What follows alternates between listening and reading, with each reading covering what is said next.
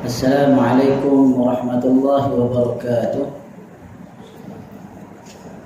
Innal hamdalillah nahmaduhu wa nasta'inuhu wa nastaghfiruh wa na'udzu billahi min shururi anfusina wa min sayyiati a'malina.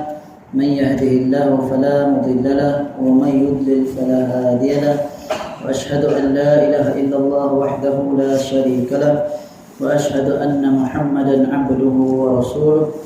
يا أيها الذين آمنوا اتقوا الله حق تقاته ولا تموتن إلا وأنتم مسلمون يا أيها الناس اتقوا ربكم الذي خلقكم من نفس واحدة وخلق منها زوجها وبث منهما رجالا كثيرا ونساء واتقوا الله الذي تساءلون به والأرحام إن الله كان عليكم رقيبا يا أيها الذين آمنوا اتقوا الله وقولوا قولا سديدا يصلح لكم أعمالكم ويغفر لكم ذنوبكم ومن يطع الله ورسوله فقد فاز فوزا عظيما أما بعد.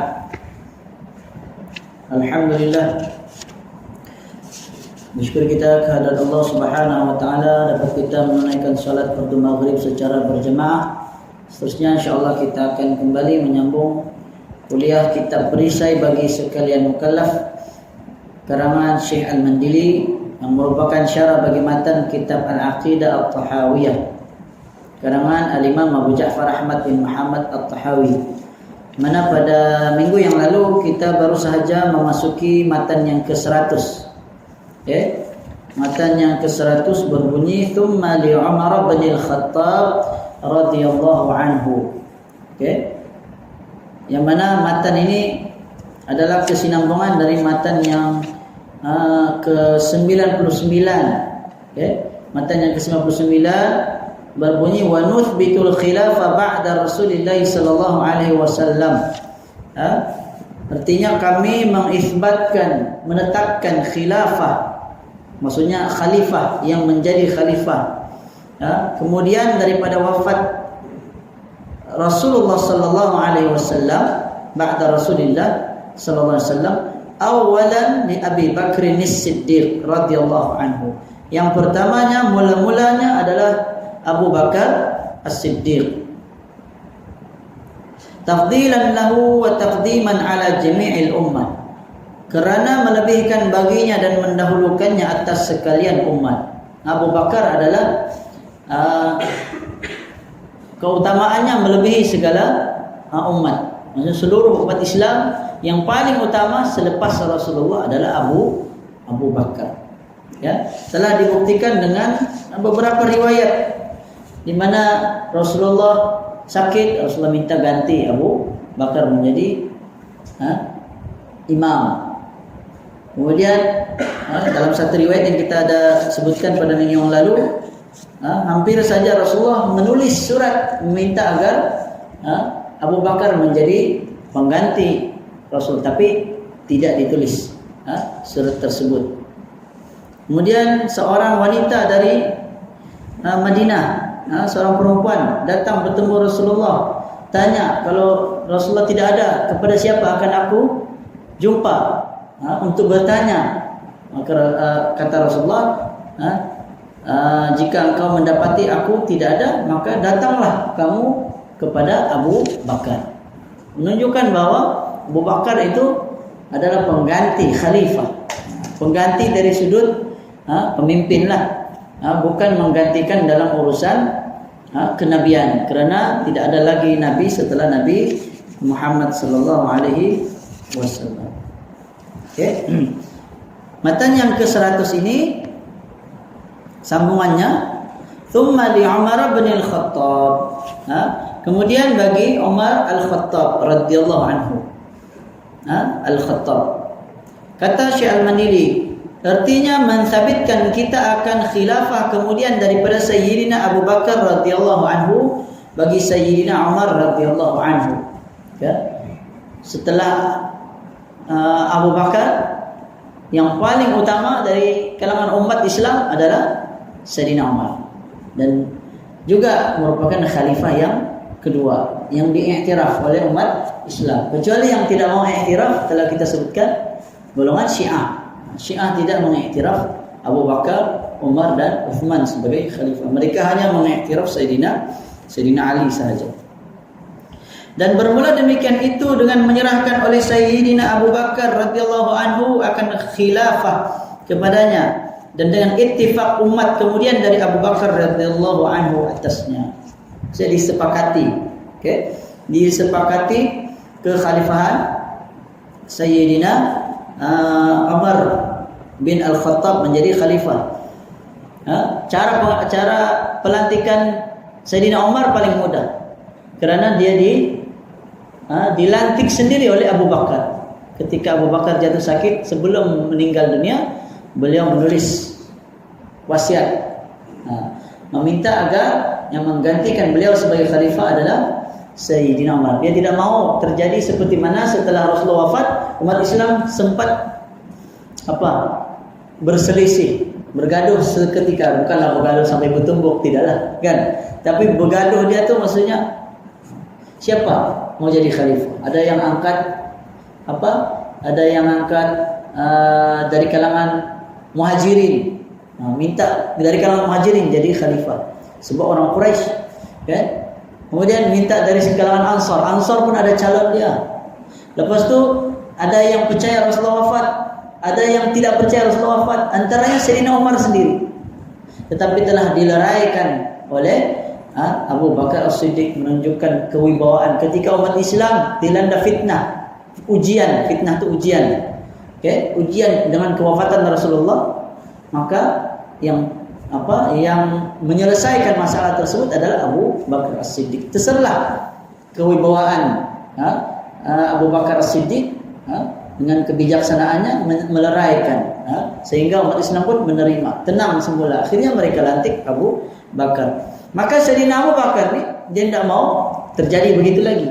Caranya dia melantik Sayyidina Umar. Jadi khalifah boleh melantik kalau sekiranya dia rasakan ada yang layak menggantikan tempatnya, dia boleh meminta agar setelahnya siapa yang akan jadi khalifah. Itu dari sudut cara pelantikan khalifah ataupun pemimpin dalam menurut cara Islam. Dan bermula kelebihannya sangat banyak lagi masyhur. Kelebihan Sayyidina Umar ini ada banyak. Antaranya Nabi SAW bersabda, "Iqtadau billadaini min ba'di Abi Bakr wa Umar radhiyallahu anhuma." Ikutlah oleh kamu dengan dua orang yang kemudian daripada aku, Abu Bakar dan Umar radhiyallahu anhuma. Hadis ini disebut di dalam Sahih Al-Bukhari dan Sahih Muslim daripada hadis Sa'ad bin Abi Waqqas radhiyallahu anhu. Dan ada sambungannya lagi. Dalam hadis itu Nabi SAW bersabda, "Tambah oleh kamu akan perkataan ini, hai anak bagi Al-Khattab, demi Tuhan yang diriku di tangannya, tiada berjumpa akan dikau oleh syaitan menjalani akan satu jalan yang luas, melainkan menjalani ia akan jalan yang luas lain daripada jalan engkau." Itu dia punya sambungan hadisnya.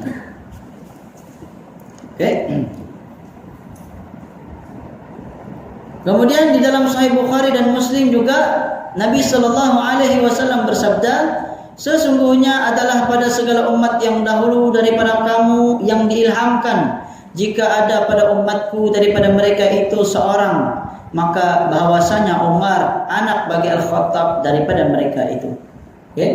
Ini tentang keutamaan Sayyidina Umar lah. Sayyidina Umar ni dia ada ilham.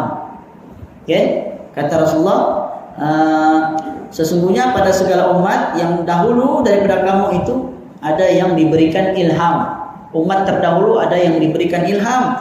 Maka jika ada pada umat aku dari kalangan mereka, maksudnya yang mendapat ilham, Allah berikan ilham. Ilhamnya apa? Lebih kurang macam kasyaf lah. Kasyaf maksudnya ada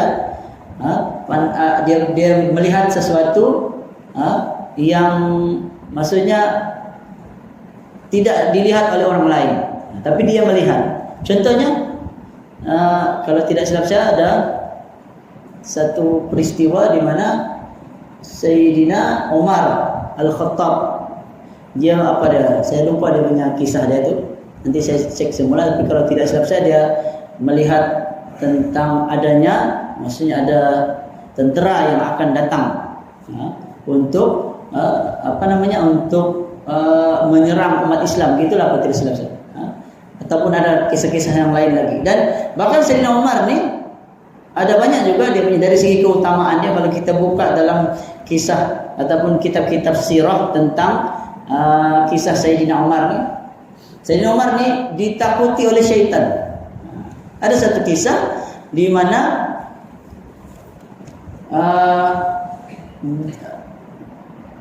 waktu hari raya ni, pada waktu hari raya, jadi para wanita kanak-kanak wanita di Madinah minta kebenaran kepada Rasulullah sallallahu alaihi wasallam agar ketika hari raya mereka bermain kompang, bermain gendang.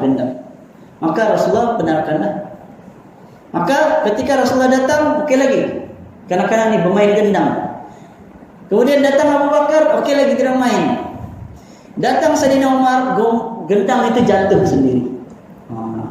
Artinya apa? Kata para ulama, oleh kerana terlalu lama dengan kita asyik kan, maka syaitan syaitan makin suka kan. Syaitan suka kerana kita terlalu lalai. Bila selalu dengar musik, kita akan menjadi lalai. Tapi datang Sayyidina Umar, berhenti sendiri terus. Okey, berhenti sendiri. Di mana kopang-kopang itu sendiri terjatuh. Kan? Dikatakan begitulah. Tapi saya tak pastilah hadis itu sahih atau tidak. Tapi paling kurang pun dhaif lah hadis tersebut. Tapi ada sebagian ulama mengistinbatkan, mengambil hadis tersebut, menetapkan bahwa umat Islam ni waktu hari raya boleh bermain gendang waktu hari raya. Okay? Dan ada hadis yang lain juga, hadis yang sahih, di mana yakni Abu Bakar pula, Rasulullah sallallahu alaihi wasallam sedang tidur, Aisyah bermain gendang bersama kanak-kanak lain. Aisyah ni kecil lagi, kan Aisyah kahwin dengan Rasulullah atau tinggal bersama Rasulullah umur 9 tahun. Jadi masa dia masih kanak-kanak, jadi masa hari raya boleh bermain gendang. Ini dalam rumah Rasulullah. Maka Abu Bakar datang masuk rumah Rasulullah, lalu dia kata, mizmarus syayatin disebut. Seruling syaitan, dia kata, ada dalam rumah Nabi. Maksudnya dia marahlah. Kenapa ada seruling syaitan ni? Di dalam rumah Nabi. Nabi ada sedang tidur. Rupanya Nabi dah tidur. Lalu Nabi bangun. Nabi kata, biarkan mereka bermain. Kerana kita hari ini adalah hari raya. Menunjukkan bahwa dibolehkan bermain gendang. Okay? Jadi cuma khilaf ulama lah, apakah selain gendang boleh atau tidak. Kalau jumhur ulama 4 mazhab hanya gendang saja yang dibenarkan. Tapi ulama zahiri, mazhab zahiri, mereka kata apa sajalah, apa jenis musik semua diharuskan. Cuma menyelisihi ulama 4 mazhab lah yang mengatakan hanya gendang saja yang dibenarkan. Wallahu a'lam. Itu dari segitu. Okay? Cuma yang hadis yang saya sebut tadi tentang keutamaan Sayyidina Umar. Kalau Sayyidina Umar ni syaitan takut kan? Syaitan lari. Kalau Sayyidina Utsman pula malaikat malu. Sayyidina Utsman.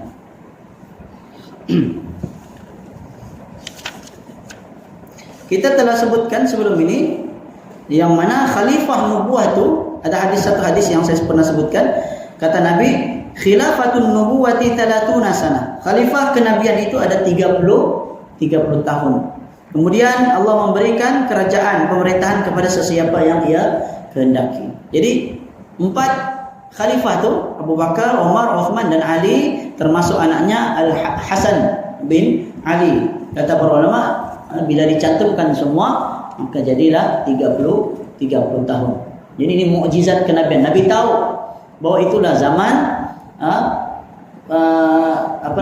khulafa ar-rasyidin.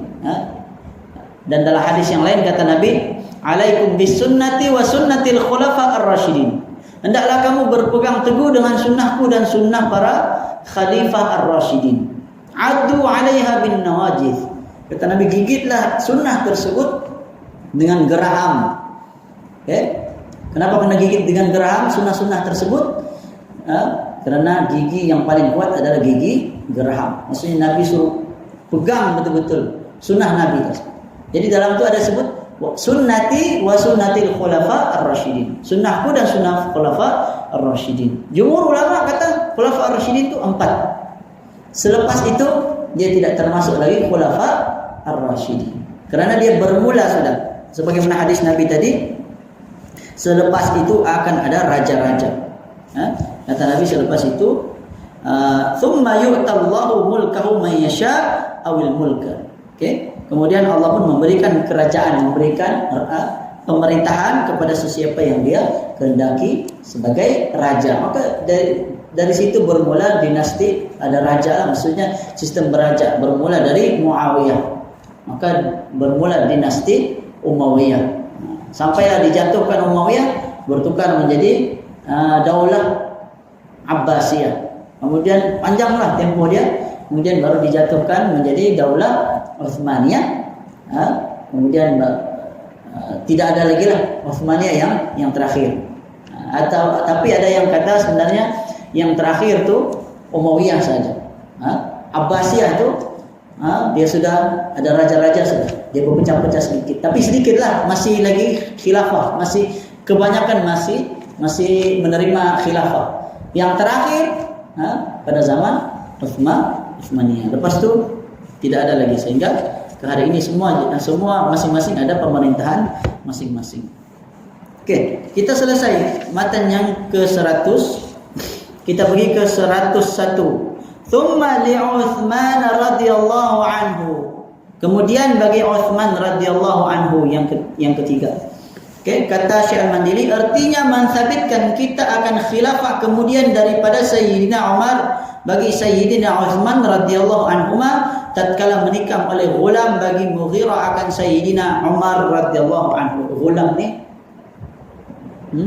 ghulam boleh ikut anak budak budak kecil lah, ataupun maksudnya di sini hamba bagi Mughirah. Siapa dia? Abu Lu'lu'ah. Ini pembunuh Sayyidina Umar. Sayyidina Umar dibunuh oleh seorang hamba milik Mughirah bin Syu'bah. Hamba tu bernama Abu Lu'lu'ah, dan dia ni bukan Islam, dia beragama Majusi. Dia ada tidak puas hati dengan dengan keputusan Sayyidina Umar. Kalau tidak silap saya begitulah kisah dia. Okay? Jadi kerana dia tidak puas hati, maka dia pun menyorok di depan mimbar. Ketika mana Umar datang mengimamkan solat subuh, lalu dia tikam Sayyidina Umar. Okay? Dia tikam Sayyidina Umar. Kemudian setelah dia tikam tu, saya lupa, ada sahabat Nabi yang ganti tempat Sayyidina Umar, dia dari belakang ke depan. Lalu ketika Abu Lu'lu'ah ingin melarikan diri setelah dia bunuh Sayyidina, dia tikam Sayyidina Umar, maka dia cuba melarikan diri, tapi umat Islam kan ramai, penuh Madinah tu, Masjid Nabawi. Dia mau keluar tak dapat, dan dia sempat tikam beberapa orang. Ada sahabat Nabi yang lain yang mati, meninggal, ada juga yang cedera parah kerana ditikam juga. Akhirnya kerana tidak dapat keluar dari Masjid Nabawi kerana ramainya orang, akhirnya dia bunuh diri. Abu Lu'lu'ah ni dia bunuh diri. Tapi Abu Lu'lu'ah ni, pembunuh Sayyidina Umar ni, kalau di Iran orang Syiah dia anggap hero. Dahsyat betul Syiah ni. Dia anggap Abu Lu'lu'ah ni sebagai hero, padahal dia bukan Islam pun. Dia anggap hero sebab apa? Sebab berjaya membunuh Sayyidina Umar. Waliyadzubillah. Begitu jahatnya orang-orang Syiah ni, kan? Sampai yang membunuh Sayyidina Umar pula mereka angkat, mereka julang, mereka angkat sebagai orang yang hebat, padahal itu bukan Islam. Dan mengetahui mereka itu akan bahawasanya sudah hampir ajalnya kerana keluar daripada lukanya itu oleh susu yang diminumnya. Menyuruh mereka itu akan dia dengan berwasiat dan menentukan gantinya jadi khalifah apabila ia mati. Okay? Sayyidina Umar ni dia tidak mati teruslah. So ditikam dia masih hidup lagi sekejap, kerana lukanya yang begitu mendalam, sukar untuk dirawat lagi, maka dia sempat memberikan wasiatlah dan menentukan gantinya jadi khalifah apabila ia mati. Maka berkata ia, tiada aku dapat akan lebih sebenar dengan ini pekerjaan, yakni menjadi khalifah. Dia tidak sama seperti Sayyidina Abu Bakar. Abu Bakar dia tahu betul siapa yang akan ganti tempat dia, sebab jelas dalam hadis Nabi akan sebut Abu Bakar, Umar, Abu Bakar, Umar. Jadi Abu Bakar tahu sudah confirm Sayyidina Umar ni akan ganti. Sayyidina Umar lah yang paling layak. Bahkan Sayyidina Umar lah orang yang pertama membaiat Abu Bakar menjadi khalifah. Ketika mana Umar, dia kata Rasulullah belum wafat lagi, lalu ditenangkan oleh Abu Bakar. Lalu Sayyidina Umar kata, mari sini tangan engkau, aku baiat engkau sebagai khalifah. Lalu diikuti oleh sahabat-sahabat yang lain. Mereka semua berbaiat. Tapi kali ini ketika Sayyidina Umar hampir meninggal dunia, dia ingin berwasiat. Tapi dia wasiat dia apa? Dia kata tidak ada yang saya rasa layak ataupun calon yang sebenar untuk dia pilih sebagai penggantinya. Dia kata, daripada ini jamaah yang wafat Rasulullah sallallahu alaihi wasallam pada ketika redha ia daripada mereka itu, maka menyebut ia akan segala nama mereka itu. Maksudnya dia kata dia tiada calon, tapi dia akan sebutkan nama-nama tertentu yang layak untuk dipilih daripada kalangan mereka. Siapa dia? Disebut Ali, Uthman, Az-Zubair, Talha, Sa'ad dan juga Abdurrahman radhiyallahu anhu. Kalau dihitung-hitung, dikira-kira ini semua termasuk 10 sahabat yang dijamin syurga. Sebab yang disebut Ali, Uthman, ternyata Uthman lah yang dilantik. Lepas Uthman itu baru Ali. Kemudian Az-Zubair, Talha, Sa'ad, kemudian Abdurrahman radhiyallahu anhu. Ini semua termasuk nama-nama yang mana Nabi SAW pernah sebut 10 orang sahabat yang dijamin syurga. 4 dari kalangan 10 itu adalah Khalifah Ar-Rashidin, Abu Bakar, Umar, Uthman dan Ali. Kemudian bakinya lagi Zubair, Talha, Sa'ad, Abdurrahman, kemudian Sa'id, satu lagi. Dan berkata ia, ini Sayyidina Umar kata, hadir akan kamu oleh Abdullah bin Umar. Maksudnya Abdullah bin Umar datang sini. Dia panggil lah. Dan tiada ada baginya daripada pekerjaan sesuatu, artinya tiada dicalonkan akan dia dan tiada dipilih ia jadi khalifah, hanya seperti menghiburkan hatinya sahaja. Dia tidak pilih anak dia. Abdullah bin Umar ni anak dia. Dia kata kau tidak layak. Maksudnya kau tidak dipilih lah. Yang dipilih itu yang terbaik dari kalangan sahabat Nabi. Apabila sudah wafat ia dan selesai mereka itu,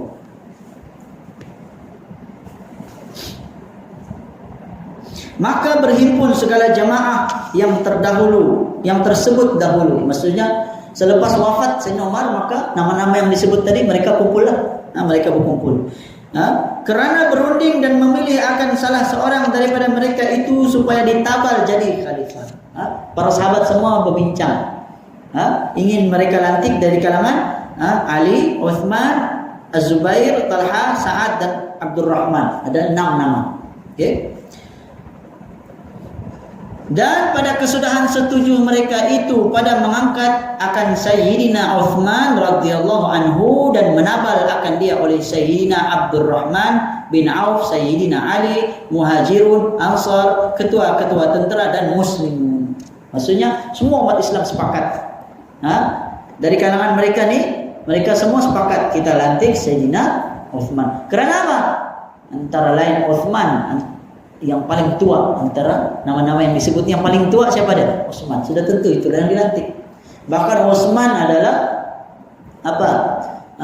Kalau ikut dari kisah-kisah yang kita sebut tadi, Abu Bakar, Umar selalu Nabi sebut. Tapi ada juga kadang-kadang Abu Bakar, Umar, Uthman. Dalam banyak hadis yang saya perasan, contohnya ketika Nabi SAW terlupa solat. Nabi terlupa solat. Nabi solat zuhur. tapi Nabi salat zuhur 2 rakaat saja. Dia terlupa. Nabi ingat sudah cukup 4 rakaat. Dan ada lagi kisah Nabi pernah salat sampai 5 rakaat. Dan di belakang Nabi itu mesti ada, dalam perawi sebut di belakangnya ada Abu Bakar, Umar, Uthman. Abu Bakar, Umar, Uthman. Hampir selalu 3 hari mesti ada di belakang Nabi. Abu Bakar, Umar, dan Uthman selalu ada. Yang saya sebut lagi pada minggu yang lalu, kan Rasulullah angkat paha dia.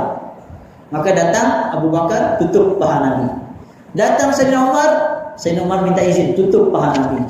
Datang Sayyidina Utsman, belum sempat dia minta izin, Rasulullah sendiri turunkan kain Nabi itu, tutup paha.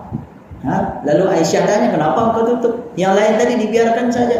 Karena Rasulullah kata malu dengan seorang yang malaikat pun malu kepadanya, yaitu Sayyidina Utsman. Itu keutamaan Sayyidina Utsman. Sayyidina Utsman pun banyak keutamaannya. Bahkan Sayyidina Utsman digelar sebagai Dzun Nurain, orang yang mempunyai 2 cahaya. Sebab Rasulullah kawinkan dia dengan 2 anak Rasulullah, bukan sekaligus, tidak. Dia kawinkan satu dulu, kemudian istrinya jatuh sakit, yaitu anak Rasulullah, meninggal dunia. Lalu Rasulullah ada lagi anak dia yang perempuan satu, Rasulullah kawinkan lagi. Jadi Utsman ini 2 cahaya dia. Maksudnya apa? Dia istrinya dua-dua daripada anak Rasulullah sallallahu alaihi wasallam. Jadi itu satu keutamaan, satu kemuliaan. Mana mungkin Rasulullah kawinkan dengan orang yang sembarangan. Mesti itu orang yang sangat hampir, sangat dekat, dan Rasulullah sangat sayang kepada mereka. Setengah daripada kelebihan Sayyidina Utsman radhiyallahu anhu bahwasanya malaikat malu akan dia. Disebut juga dalam kitab perisai ini. Dan menyempurnakan ia akan menghimpun Al-Quran. Ini keutamaan dia. Maksudnya apa? Kalau zaman Abu Bakar dia mengumpulkan Quran dalam satu mushaf. Berjaya dikumpulkan. Pada zaman Rasulullah, para sahabat menulis Quran, tapi mereka tulis masing-masing, ikut hafalan mereka masing-masing. Apa yang mereka dengar dari Rasulullah mereka tulis dan mereka hafal. Jadi Quran itu masih bertebaran, belum dikumpul, tidak dalam satu kitab seperti yang ada pada hari ini. Jasa itu datang dari Sayyidina Abu Bakar, zaman pemerintahan Sayyidina Abu Bakar, maka Quran dikumpulkan dalam satu buku. Zaman siapa? Zaman Abu Bakar.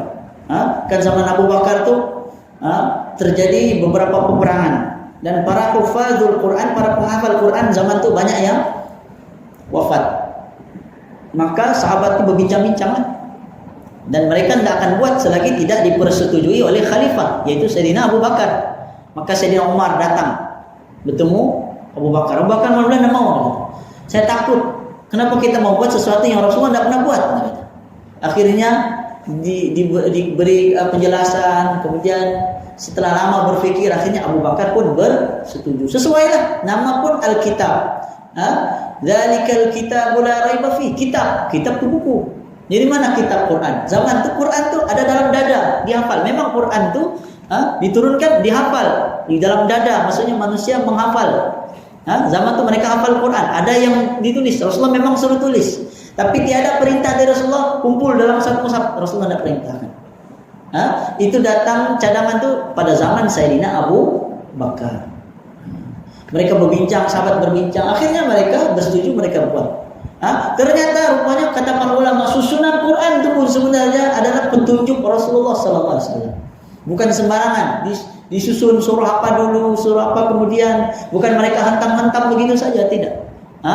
Mereka buat dengan ijtihad yang sangat kuat sehingga Quran itu setelah disusun begitu cantik, indah susunannya, ternyata sebenarnya susunan itu memang betul-betul menepati apa yang dikehendaki oleh Allah dan Rasul. Sebagaimana yang dikatakan oleh para ulama lah, dijelaskan. Ada ulama kata itu ijtihad, ada ulama yang kata itu sebenarnya para sahabat bila mereka semua sepakat dalam satu perkara, maka itu ijma'.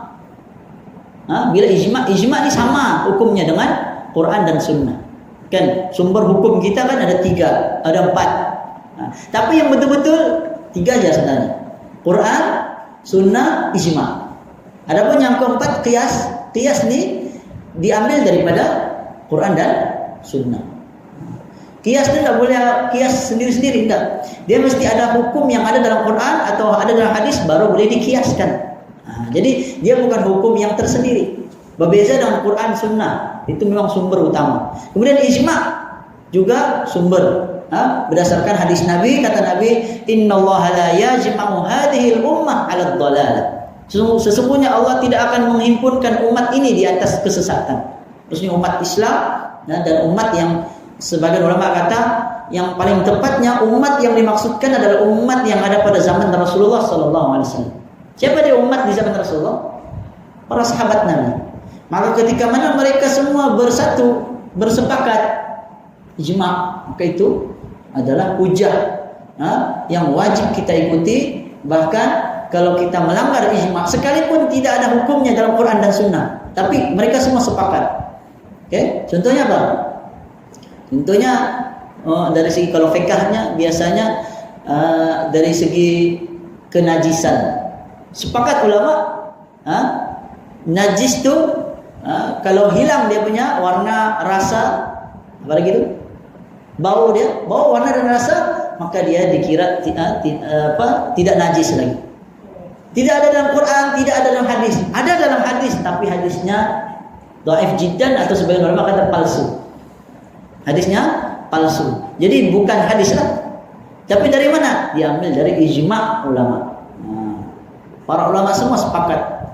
Kalau hilang warna, bau dan rasa, maka hilanglah najisnya. Kalau tidak ada bau, warna, rasa lagi, ketika itu sudah dia menjadi suci. Itu ijma'.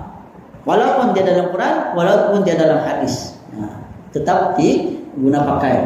Karena para sahabat semua kalau mereka bersepakat dalam satu perkara, dan mereka mustahil mereka bersepakat untuk berdusta. Baik, sikit lagi. Jadi bukan. Tadi kita sedang cerita tentang Abu Bakar pertama sekali menghimpunkan Al-Quran.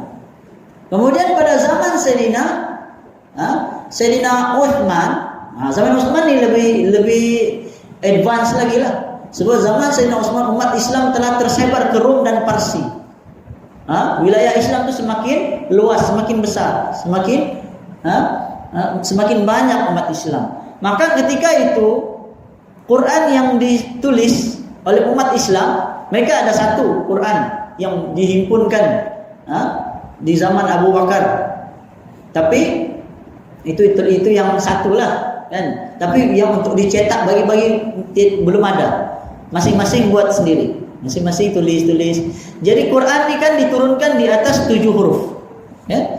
Quran diturunkan di atas 7 huruf. Maksudnya ada 7 dialek yang berbeza. Jadi sempat jadi, maksudnya pergolakan ataupun perpecahan di kalangan umat Islam pada zaman Sayyidina Utsman nih. Hampir-hampir mereka nih hampir berbunuhan gara-gara Quran yang mereka baca tidak sama. Lain. Jadi susah untuk diselesaikan. Maka apa ijtihad Sayyidina Utsman? Sayyidina Utsman ijtihad dia mengekalkan satu huruf ataupun Quran yang dikekalkan tuh tulisannya mengikut tulisan yang kita kenali hari ini apa? Resam Utsmani itu. Kan? Resam Utsmani. Maksudnya apa? Yang dialek yang lain atau tulisan yang lain tidak disebarkan lagi, kecuali orang yang belajar lah. Kalau orang yang belajar qiraat dan seterusnya, mereka masih tahu bacaan-bacaan Al-Quran yang lain, tapi bacaan itu masih makna yang sama kan. Sebab orang Arab ini dia ada banyak dialek kan. Di zaman Rasulullah diturunkan pertama kali Quran turun dalam dialek ataupun bahasa Quraisy, Arab Quraisy yang betul-betul Nabi guna pakai di Mekah tuh. Tapi setelah Nabi sampaikan, maka kan orang Arab yang lain banyak lagi, ada dialek yang lain. Jadi Rasulullah jumpa siapa? Malaikat Jibril minta supaya Allah berikan lagi, sampaikan lagi dalam bahasa yang lain, maksudnya bahasa Arab juga tapi dialek yang lain. Maka diturunkan lagi. Akhirnya sampai 7. Suatu ada hadis berbunyi, sesungguhnya Allah menurunkan Quran ini di atas sab'atu ahruf, 7 huruf. Quran ini diturunkan di atas 7 huruf. Tapi jangan kita terpengaruh. Ada sebahagian orang-orang yang menentang Islam lah hari ini. Mereka gunakan mereka gunakan hujah tentang Quran ini ada lain-lain, tidak sama. Dia kata Quran ini lain, Quran ini lain. Jadi menunjukkan Quran itu tidak sama. Padahal sebenarnya sama saja. Bila disuruh tulis, kan, tunjukkan apa yang tidak sama. Mereka tunjuklah. Kadang-kadang hanya kurang alif, kan? Kadang-kadang barisnya berubah. Itu namanya qiraat. Kita tidak heran sebab memang Rasulullah sudah pesan awal. Quran itu diturunkan di atas 7 huruf. Kalau kita buka YouTube, kita tulis sana contohnya bacaan Al-Fatihah, qiraat sab'ah, qiraat 7 yang masyhur. Memang bunyinya lain-lain. Kan ada yang Maliki Yaumiddin, ada yang baca Maliki Yaumiddin. Ada ghairil maghdubi alaihim, ada ghairil maghdubi alaihum. Jadi ada lain-lain bunyi. Kan? Tapi semua masih makna yang sama. Kalau orang yang belajar bahasa Arab, dia akan tahu sebenarnya maknanya sama saja. Kan? Tujuannya dia lain-lain itu sebab dia mengikut dialek dan para ulama tafsir karena mereka gunakan qiraat atau bacaan-bacaan yang berbeza nih untuk menafsirkan makna Al-Quran itu sehingga lebih menguatkan makna. Kalau bacaan baris atas maknanya begini, kalau bacaan baris bawah maknanya begini. Jadi ulama kata kedua-duanya pun boleh. Kedua-duanya saling menguatkan antara satu sama lain. Oke, bukan bermakna Quran ini berbeza-beza, tidak. Quran memang sama. Dia tidak sama dengan ahli kitab yang mana mereka perbezaan mereka bukan setakat macam kita kan mungkin baris dia berbeza atau ada tambah alif. Tambah alif maksudnya panjang pendeknya tuh. Kalau dia orang berbeza kadang-kadang hilang satu surah, hilang terus.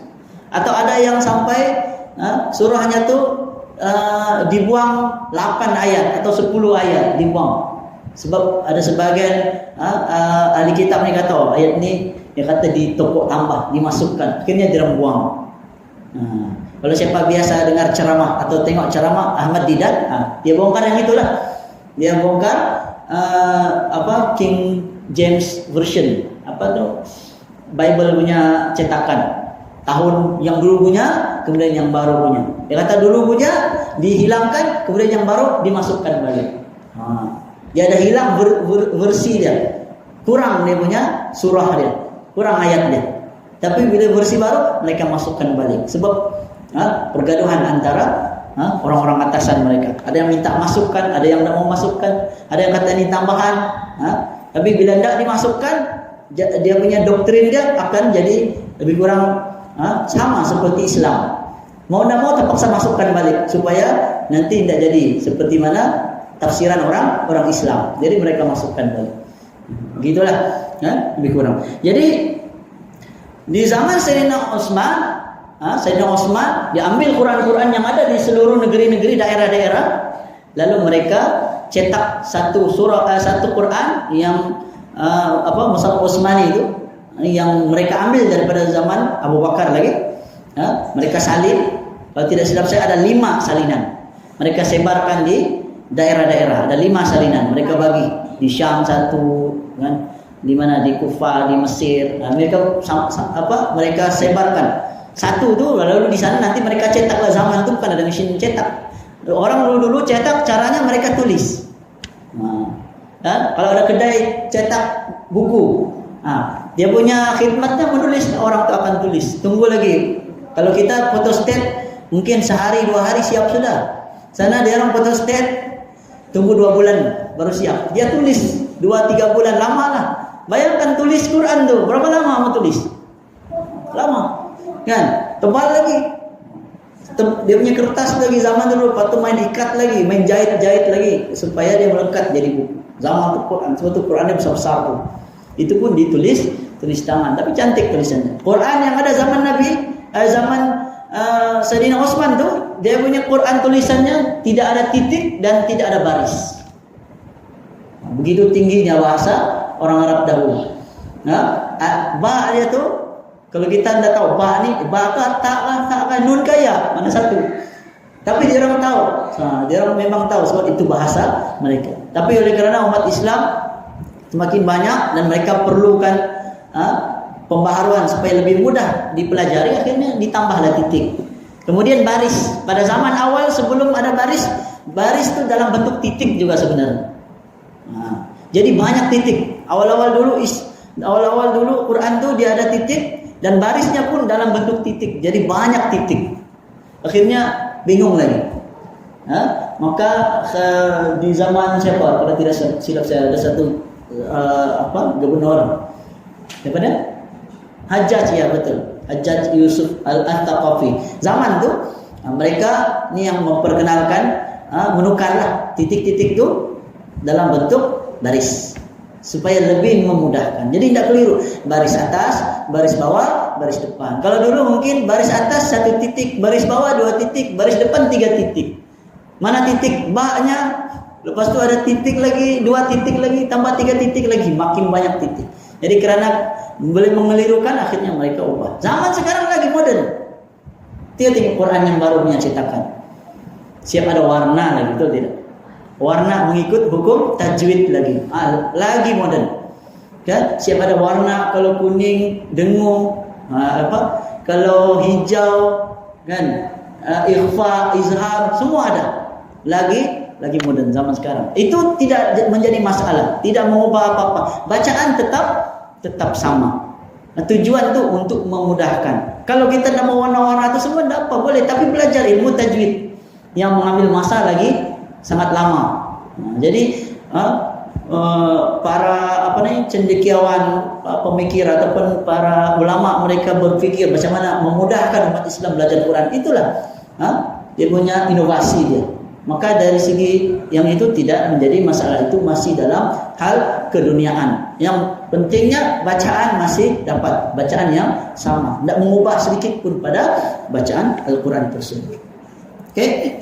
Dan menjadikan oleh Rasulullah sallallahu alaihi wasallam akan tangannya yang mulia ganti bagi tangan Sayyidina Uthman pada Bai'atul Ridwan. Maka bersabda ia, ini tangan Uthman radhiyallahu anhu.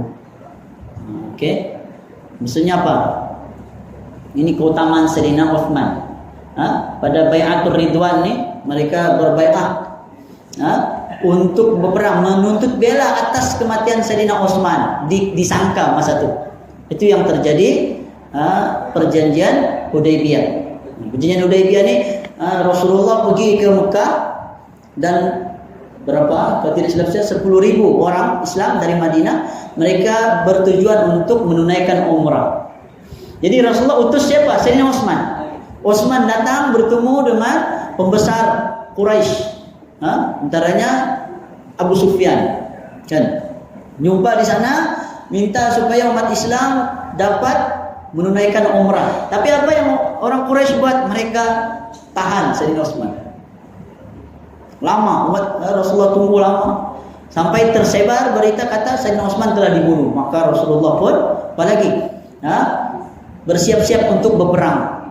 10,000 umat Islam tu mereka bersiap untuk masuk Mekah untuk menuntut bela atas kematian Sayyidina Uthman. Maka terjadinya perjanjian Bai'atul Ridwan nama dia, di sebuah pohon. Mereka berjanji, bersumpah untuk sehidup semati mereka akan berperang. Tapi orang-orang kafir Quraisy bila tahu, maka mereka jadi takut. Akhirnya mereka kembalikan Sayyidina Uthman. Lalu mereka pun adakan perjanjian, namanya perjanjian Hudaybiyah. Tapi perjanjian itu perjanjian yang berat sebelah. Sayyidina Umar tidak setuju, tapi Rasulullah tetap setuju. Kerana itu satu langkah awal menuju pada kemenangan umat Islam. Walaupun dia perjanjian berat sebelah, tapi akhirnya yang melanggar janji itu siapa dia? Orang kafir Quraisy. Maka Rasulullah pun adakan peperangan, namanya Fathu Makkah. Peperangan yang tidak ada orang kafir Quraisy tidak boleh lawan sudah. Umat Islam makin ramai lagi. Setelah Fathu Makkah, maka umat Islam lebih laju lagi tersebar. Turun surah apa? Idza jaa nasrullahi wal fath. Apabila telah datang pertolongan Allah dan kemenangan, fath. Hari pembukaan. Wa ra'aitan nasa yadkhuluna fi dinillahi afwaja, dan engkau melihat manusia masuk ke dalam agama Allah berbondong-bondong. Terbukti selepas itu Fathu Mekah, umat Islam seluruh tanah Arab itu semua menjadi Islam. Tidak ada lagi yang tidak Islam. Orang Yahudi yang dari Madinah itu awal lagi kena kasih keluar, sebab mereka sendiri yang langgar perjanjian. Fasabbih bihamdi rabbika wastaghfir innahu kana tawwaba. Bertasbihlah memuji Allah. Sesungguhnya Allah Maha menerima taubatnya. Sayyidina Umar pernah dia panggil semua orang-orang pernah pergi perang Badar, dia tanya apa maksud surah ini. Akhirnya mereka jawab apa yang tersurat. Dan ternyata yang boleh bagi tahu yang tersirat adalah Abdullah bin Abbas, Ibnu Abbas, kecil lagi masa itu, kanak-kanak lagi. Dia bagi tahu bahwa surah ini bermaksud Rasulullah akan wafat tidak lama lagi. Dan selepas surah itu turun, setahun lebih kemudian ataupun pada tahun berikutnya Rasulullah pun wafat. Wallahu a'lam. Sekira cukup dahulu. Kita selesai pada matan yang ke-101. InsyaAllah nanti kita akan sambung lagi pada matan yang ke-102, yaitu menceritakan tentang Sayyidina Ali. Yang baik datang dari Allah, yang lemah dari saya sendiri. Saya mohon maaf sekiranya ada kekurangan, kesilapan dalam penyampaian saya. Aqulu qouli hadza wa astaghfirullahaladzim li wa lakum wa sallallahu ala nabiyyina Muhammad wa ala alihi wa sahbihi wa baraka sallam. Subhanakallahumma bihamdika asyhadu an la ilaha illa anta astaghfiruka wa atubu ilaik. Bismillahirrahmanirrahim. Allahumma inna na'udzubika min 'ilmin la yanfa'u wa min qalbin la yakhsha' wa min nafsin la tashba' wa min da'watin la yustajabu laha. Allahumma arinal haqqa haqqan warzuqna ittiba'ahu wa arinal batila batilan warzuqna ijtinabah. Rabbana atina fid dunya hasanah wa fil akhirati hasanah wa qina adzabannar. Wa sallallahu ala nabiyyina Muhammadin wa ala alihi wa sahbihi wa baraka sallam. Walhamdulillahirabbil alamin.